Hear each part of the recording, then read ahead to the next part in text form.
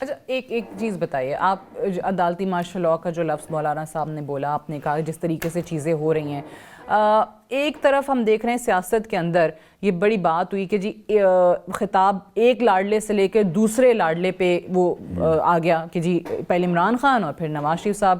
آج بھی ان کے لوگوں نے پریس کانفرنس کی پی ٹی آئی کے اور کہتے رہے کہ جی چوتھی بار وزیر اعظم بنانے کے لیے ان کو لے کر آ گئے، پلان آلریڈی بنا ہوا تھا. سو اس سارے سیناریو کے اندر اگر واقعی میں اب مولانا صاحب کو یہ لگ رہا ہے کہ کوئی لاڈلا تبدیل نہیں ہو رہا، لاڈلا وہی ہے، بلکہ یہ سب کچھ ہو رہا ہے اس کو مزید پروجیکٹ کرنے کے لیے ہو رہا ہے، یہ کس بنیاد پہ انہوں نے کہا ہے؟ دیکھیں نا، یہ آپ فیصلے دیکھیے، آپ خود اندازہ کریں کہ اتنے مؤثر اور مضبوط کیسز جو ان کے خلاف ہے، اگر آج بھی جیل میں بیٹھ کے وہ لاڈلا نہ ہوتا، نواز شریف کو پاناما بنیاد بنا کر اقامے کی بنیاد پر ان کو تاحیات ڈسکوالیفائڈ کیا گیا. سب کہتے ہیں، پوری دنیا، پاکستان کی تمام لائر کہتے ہیں، سیاستدان کہتے ہیں کہ یہ غلط فیصلہ ہے، یہ ناجائز فیصلہ ہے، یہ غیر قانونی ہے. لیکن جب ایک آدمی ایسے کیسز میں گرا ہوا پھنسا ہوا ہے جس سے نکلنا ان کے لیے مشکل ہے، اس کے باوجود ان کو رعایت دی جا رہی ہے، ان کو سہولتیں دی جا رہی ہیں.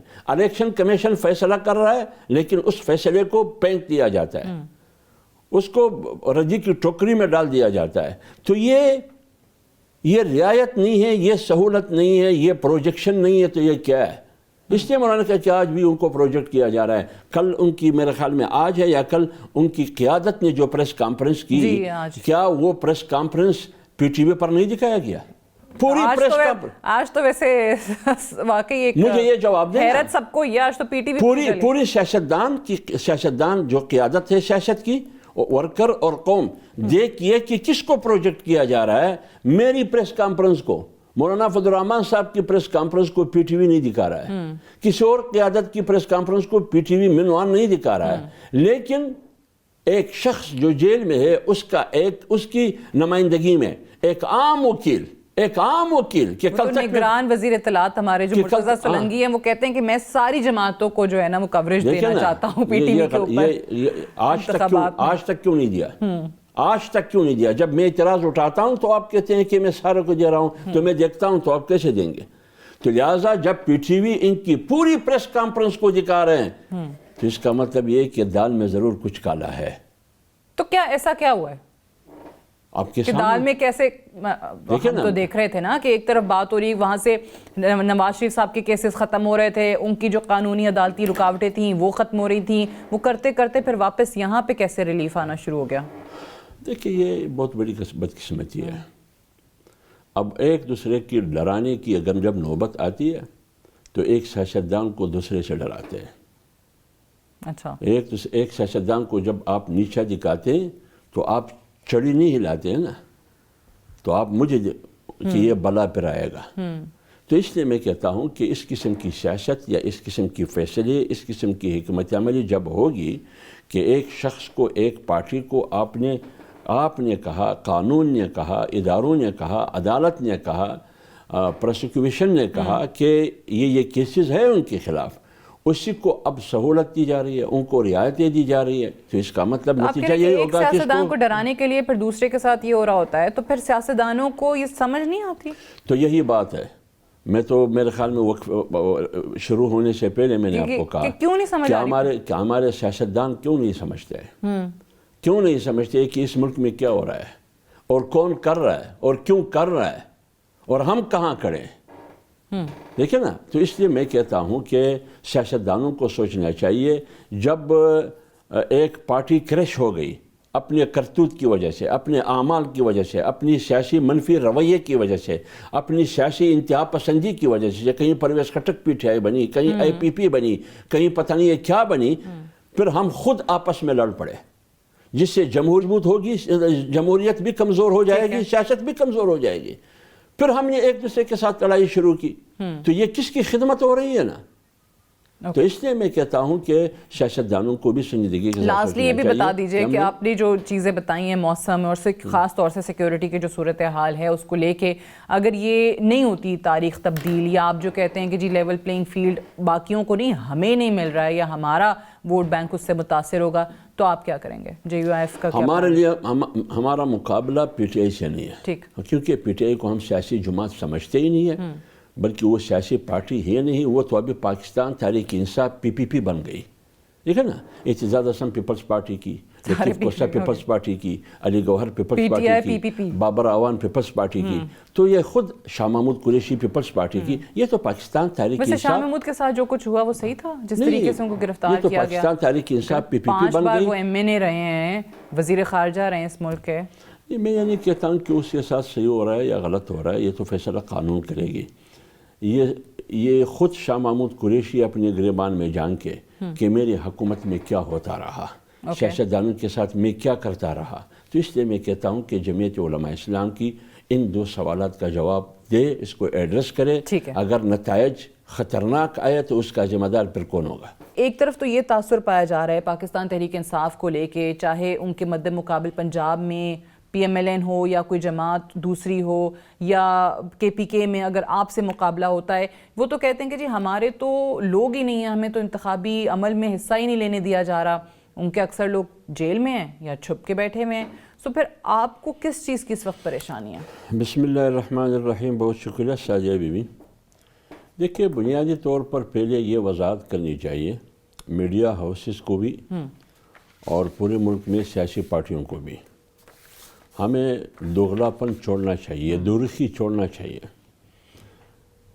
تحریک انصاف جو کہہ رہی ہے کہ ہمیں دیوار سے لگائی جا رہی ہے، ہمیں لیول پلینگ فیلڈ نہیں دیا جا رہا، وجہ کیا ہے؟ آپ کا جرم کیا ہے؟ یعنی اگر آپ ان پر نظر ڈالیں پس منظر میں، سانحہ 9 مئی سے لے کر قادر یونیورسٹی، توشہ خانہ، سائفر کیس، فارم فنڈنگ وغیرہ وغیرہ، یہ کس کا کرتوت ہے؟ یہ تو نہ PDM میں شامل جماعتوں کا، نہ جمعیت علماء اسلام کا، نہ کسی اور جماعت کا۔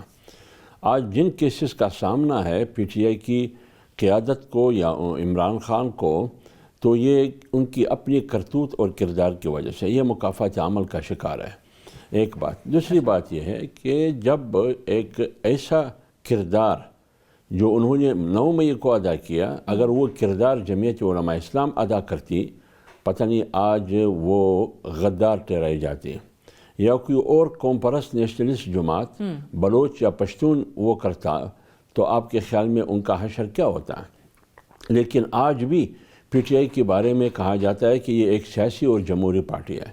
جہاں تک ان کی قیادت روپوش ہے، کیوں روپوش ہے؟ اگر انہوں نے جرائم نہیں کیے تو اگر ان کی اپنی جرائم ان کے سامنے ان کی ایک لمبی فہرست کڑی ہے، کچھ تو ملک سے بھاگے ہوئے ہیں، کچھ ملک سے مفرور ہے، کچھ روپوش ہے، کچھ بلوں میں ہے، کچھ بیمار ہے، کچھ پتہ نہیں ہے کہاں ہے، لیکن جو کچھ ایسی قیادت ان کی ہے جو کسی قسم کی سانحہ 9 مئی جیسی چیزوں میں ملوث نہیں ہے، جیسے شفقت محمود، وہ کہاں ہے؟ ٹھیک ہے نا؟ تو اس لیے آپ نے پرسوں 2-3 دن پہلے عمران خان کا ایک پرانا قریبی وکیل نعیم بخاری کی انٹرویو آپ نے سنی، انہوں نے کیا کہا؟ انہوں نے کہا کہ عمران خان نے یہ فلان کام جو کیا، اگر میں کیبنٹ میں ہوتا تو میں ان کو منع کرتا، اور یہ بھی بات کی انہوں نے کہ باتیں ہوتی رہی ان کی کہ باہر جانے کا، لیکن کیوں کامیابی نہ ملی ان کو؟ تو اس لیے جمعیت علماء اسلام پارٹی ہے، ایک سیاسی، ایک جمہوری، ایک مذہبی پارٹی ہے، ان کی ایک سٹرگل ہے جمہوریت کے لیے، آئین کے لیے۔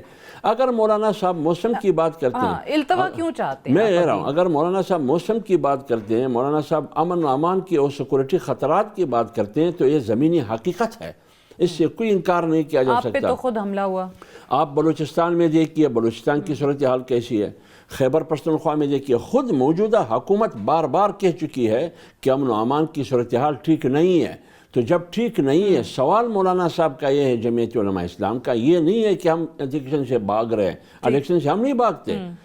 ہمارے نامینیشن ہو چکی ہے, نامینیشن فارم کینڈیڈیٹ نے جمع کیے ہے, تو میں کیوں لیکن بات اس کر میں رہا یہ ہوں؟ بھی کہہ رہے ہیں کہ آپ کی بات صحیح ہے کہ سیکیورٹی صورتحال خاص طور سے کے پی کے میں اور بلوچستان میں ابتر ہوئی ہے پچھلے کچھ عرصے کے اندر, لیکن اگر واقعی اس پہ کام کرنا ہے تو اتنے مختصر مدت میں تو اس کا حل نکلے گا نہیں, تو پھر التوا سے کیا فرق پڑ جائے گا؟ دیکھیں یہ میں التوا کا لفظ آپ بار بار استعمال کرتی ہے, التوا کی بات میں نہیں کرتا ہوں. ٹھیک ہے, میں کہہ رہا ہوں کہ آئینی حق ہے مجھے کہ نہیں, میری زندگی کو بالکل ہے. تحفظ دینا, یہ میرا آئینی حق ہے یا نہیں؟ میرا مطلب ہر شہری کا, ہر ووٹر کا, ہر سیاسی کارکن اور ورکر کا. تو جب میرا آئینی حق ہے, کیا مجھے یہ دیا جا رہا ہے؟ میں دیکھ رہا ہوں مجھے نہیں دیا جا رہا ہے. کیا میرا آئینی حق ہے یا نہیں کہ میں ووٹ استعمال کروں؟ لیکن سیکورٹی خطرات اور موسم کی وجہ سے میں ووٹ استعمال کرنے سے محروم ہو رہا ہوں, میں دیکھ رہا ہوں, اور میں اس کے ساتھ اور کا رزلٹ بھی دیکھ رہا ہوں کہ ریگنگ ہوگی, داندلی ہوگی. جب آپ اصل ووٹر کو ووٹ کاسٹ کرنے سے دور رکھتے ہیں امن و امان کی وجہ سے یا موسم کی وجہ سے, پھر بھی بکسے بھر کے نکلیں گے, تو پھر یہ ووٹ کون استعمال کرتے ہیں؟ یہ بار بار ہوا ہے. تو اس لیے ہم کہتے ہیں کہ میری ان دو سوالات کو ایڈریس کرے. کون ایڈریس کرے گا؟ نہ عدالت نے میرے سوالات کو ایڈریس کیے, حالانکہ عدالت آج الیکشن کمیشن بن چکا ہے, ٹھیک ہے, ہدایات وہ جاری کر رہے ہیں. مولانا صاحب نے یہ بات کی, یہی بات کی کہ کنٹیکس میں کیا عدالتی مارشل ہے, تو الیکشن کمیشن کہاں کھڑی ہے؟ ان کے دائرہ اختیار کہاں ہے؟ یعنی الیکشن کمیشن کا دائرہ اختیار پورا ملک ہے, لیکن ایک عدالت, ایک صوبے کی عدالت کا فیصلہ اس الیکشن کمیشن کے دائرہ اختیار کو پس پش ڈالتے ہیں, جو ان کا فیصلہ پورے ملک کے لیے ہے. تو اس لیے میں کہ مولانا صاحب نے کہا کہ اس ماحول میں الیکشن کرانا, اگر میرا کارکن شہید ہوتا ہے, میرا کارکن زخمی ہوتا ہے, تو اس کا ذمہ دار پھر کون ہوگا؟ جوڈیشری ہوگی, اس کا ذمہ دار الیکشن کمیشن ہوگا. میں کچھ اضافہ بھی کروں گا, اس کا ذمہ دار نگران حکومت ہوگی, اس کا ذمہ دار سیکورٹی ادارے ہوں گے. تو اس لیے میں کہتا ہوں کہ مولانا صاحب کی بات بالکل بجا ہے, لیکن ایڈریس کرے. اگر نہیں کرتے ہیں تو کل اس الیکشن پہ اور ان کے نتائج پہ سوالات اٹھے گے.